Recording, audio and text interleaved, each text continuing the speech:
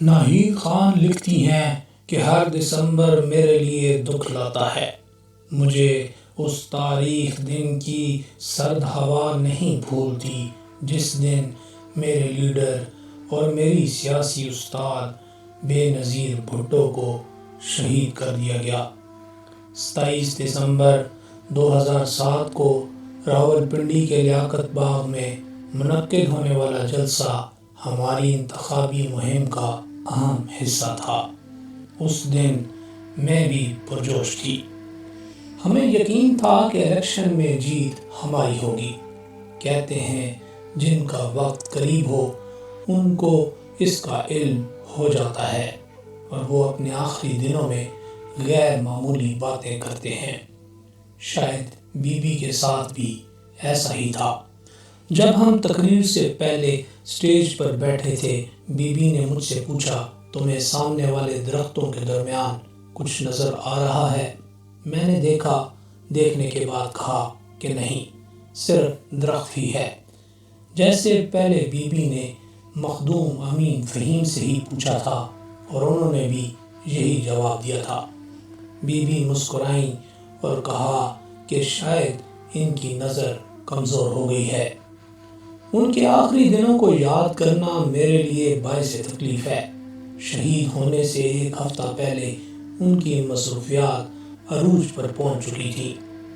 22 دسمبر 2007 کو B P نے شہداد کوٹ میں جلسے سے خطاب کیا۔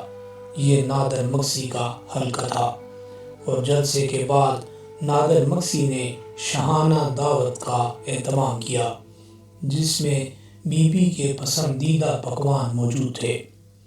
وہاں سے ہم گڑھی خدا بخش کی جانب روانہ ہوئے۔ راستے میں ایک تالاب کے کنارے کچھ بچے کھیلتے دکھائی دیے۔ بی بی نے نثار سے کہہ کر گاڑی رکوائی اور بچوں میں عیدی بانٹی۔ مزار پر پہنچ کر بی بی پہلے اپنے والد صاحب کی قبر پر گئیں، دیگر رشتہ داروں کی قبروں پر فاتح پڑھی اور خورشید جنیجو سے کہا کہ ان قبروں کی مرمت کروائی جائے۔ آخر میں بی بی اپنے بھائیوں کی قبروں پر فاتح پڑھ کر مقبرے سے نکلنے ہی لگی تھیں کہ ایک دم رک گئیں اور خورشید جنیجو سے پوچھا مقبرہ کی تعمیر کا کام کب ختم ہوگا؟ اس کو جلد از جلد مکمل کرو، آخر مجھے بھی یہیں آنا ہے۔ میں نے چونک کر بی بی کی طرف دیکھا تو اپنے الفاظ کو درست کرتے ہوئے بی بی کہنے لگیں ایک دن ہم سب کو ہی آنا ہے۔ خورشید جنیجو نے ان سے پوچھا کہ کیا آپ کی سالگرہ کی تقریب کے لیے یہاں آئیں گی؟ تو بی بی نے کہا نہیں، میں نہیں آ پاؤں گی۔ پھر جلدی سے کہا اس دن سیاسی مصروفیات ہیں۔ بی بی کی باتوں اور رویے سے مجھے تشویش ہو رہی تھی۔ اب سوچتی ہوں تو رونگٹے کھڑے ہو جاتے ہیں۔ لاڑکانہ کے اسٹیڈیم میں بہت بڑا جلسہ ہوا۔ بی بی نے یادگار تقریر کی، اپنے والد سے مخاطب ہو کر کہا اے قائد، عوام تیری اس بیٹی کو ابھی تک نہیں بھولے۔ ایک بیٹی کے سینے میں موجود اپنے والد کا درد ابھی تک صاف نظر آتا تھا۔ اس شام پارٹی قائدین سے 4 گھنٹے طویل ملاقات کی اور پھر رحیم یار خان کے لیے روانہ ہو گئیں۔ اپنے آبائی شہر میں یہ ان کا آخری قیام تھا۔ جب سندھ کی طرف واپس لوٹیں تو دفن ہونے کے لیے۔ 27 دسمبر کو جلسے کے بعد بی بی نے مجھے، صفدر عباسی اور مخدوم امین فہیم کو اپنے ساتھ گاڑی میں بیٹھنے کو کہا اور ہمیں ہدایت کی کہ ان حلقوں کی نشاندہی کریں جہاں آصف علی زرداری دورہ کر سکتے تھے۔ وہ انتخابی مہم کا حصہ بننا چاہتے تھے، حالانکہ بی بی چاہتی تھیں کہ دبئی میں بچوں کے پاس رہیں۔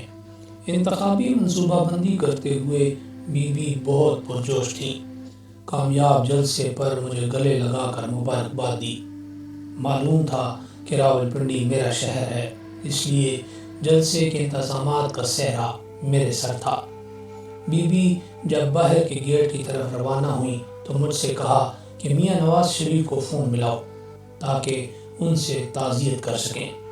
ایک خبر گردش کر رہی تھی میاں صاحب کے جلسے پر گولیاں برسائی گئی ہیں اور مسلم لیگ نون کے 8 کارکن جان سے ہاتھ دھو بیٹھے ہیں۔ لیکن فون ملانے سے پہلے بی بی نے گاڑی کے سن روف سے نکل کر عوام کے جمع غفیر کو ہاتھ ہلانے باہر سر نکالا۔ گاڑی کے کالے شیشے سے باہر کم نظر آ رہا تھا۔ یکدم گولیوں کی آواز آئی اور پھر بم پھٹ گیا۔ بی بی میری گود میں گر گئی۔ ان کے سر سے خون بہہ رہا تھا۔ میں تو ہوش کھو بیٹھی اور چیخنے لگی۔